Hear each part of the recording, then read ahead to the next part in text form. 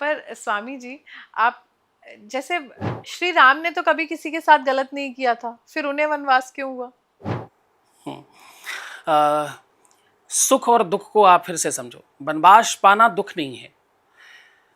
ये मुझे लगता है एक मर्यादा का की वो सीढ़ी है, मर्यादा का वो सोपान है, अथवा मनुष्य के जीवन को दर्शाने का एक बहुत बढ़िया सिस्टम है। भगवान के जीवन में 14 वर्षों का जो वनवास था, वही उनके जीवन में मर्यादा पुरुषोत्तम भगवान बनाने की सीढ़ी थी।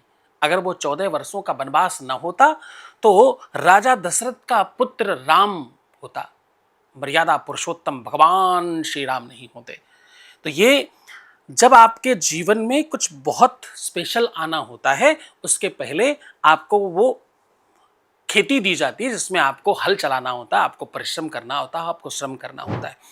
जब राम भगवान को 14 वर्षों का वनवास हुआ तो अयोध्या के किसी बुजुर्ग ने पूछा उनसे कि आपके साथ तो राजा दशरथ ने बहुत बुरा किया, हम सब विरोध करते हैं मिलके, आपके साथ गलत हुआ, ऐसा नहीं होना चाहिए था।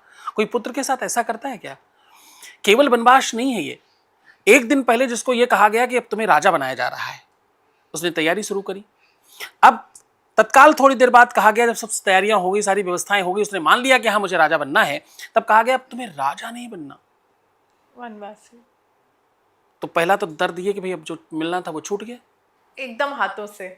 और फिर लोग कहते हैं सब कुछ हो गया था, बस लास्ट में हाथ से निकल गया। तो वही हुआ। फिर अब तुम्हें 14 वर्षों तक वनवास में रहना है। और वनवास में कैसे? तुम्हारे ननिहाल में चक्रवर्ती राजा है तो ननिहाल नहीं जा सकते, तुम्हारे ससुराल में चक्रवर्ती राजा ससुराल नहीं जा सकते, और ननिहाल ससुराल तो छोड़ो, किसी भी नगर में प्रवेश नहीं कर सकते आप 14 वर्षों तक। और सबसे कठिन वन में भेजा गया। और हाँ, वन में ही रहना, जो कठिन वन है उसी में आपको रहना पड़ेगा 14 14 वर्षों के लिए। उसी वन में सारे दानवों का, राक्षसों का घर था, वहां भेजा गया। तो ऐसी स्थिति में उस बुजुर्ग ने कहा कि आपके साथ बहुत गलत हुआ। तो भगवान राम ने जवाब जो दिया वो आज के युवाओं को सुनना चाहिए। जो राम ने कहा वो हर युवा का आज प्रश्न का जवाब है। आज जब लोग कहते हैं ना हमारे पिता ने हमारे लिए क्या किया, हमारी माता जी ने हमारे लिए क्या किया, हमारे घर वालों ने हमारे लिए क्या किया, उसका जवाब है ये। बोले पिता दीन मोहि कानन राजू। बोले पिताजी कहते हैं अयोध्या बहुत छोटी है, तुम पूरे समूचे विश्व के राजा बनो, पूरा विश्व अब तुम्हारा है, बाहर निकलो और समूचे विश्व को अपने अपने नाम से, अपने काम से और अपनी मर्यादा से रंग दो, ताकि इस पूरे विश्व के तुम राजा बन जाओ। तो बोले पिता दीन मोहि कानन राजू। कानन मतलब पूरे विश्व का राज मुझे दे दिया है पिता ने, कुछ छीना नहीं, मुझे तो दिया है, उल्टा उन्होंने बहुत कुछ दे दिया है उन्होंने। आपकी जो मति है ना, उसमें जो नजरिया है वो आपको बहुत विशाल और बहुत बड़ा बनाता है। आपके आसपास कैसा होना चाहिए, पिता क्या देता है और किस प्रकार देता है, वो आपको रामायण से सीखना चाहिए। परिवार कैसे चलता है वो आपको रामायण से सीखना चाहिए।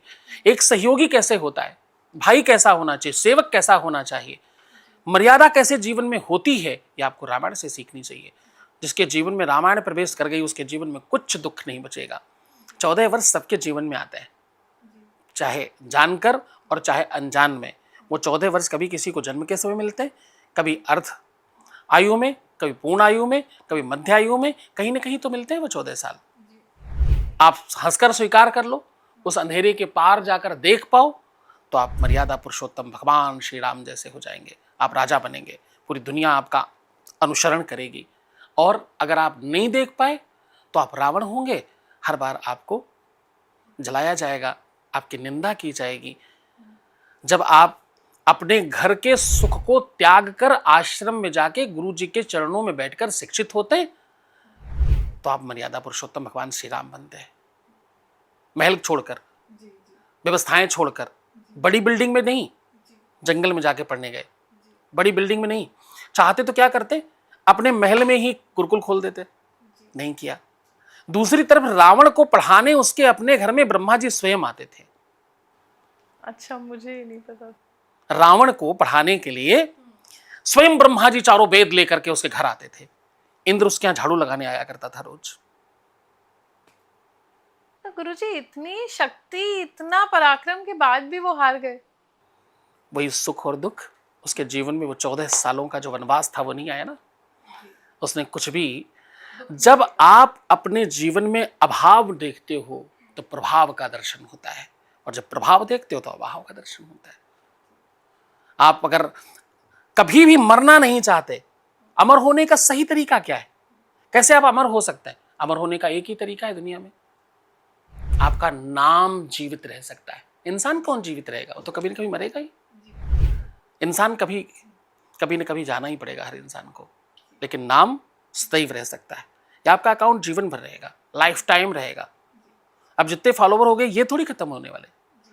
जिसने देख लिया वो नंबर वहां से नहीं हटेगा। अब दोबारा नहीं देखे चलेगा, पर जो दिख चुका, जो व्यूज आ चुके, वो किधर जाने वाले हैं? वो तो लाइफ टाइम के लिए ना, जीवन भर दिखा सकते हैं आप। इतने लोगों ने हमें देखा था उस साल में। तो ये कीर्तिमान तुम्हारे नाम का है जो कभी नहीं खत्म होगा।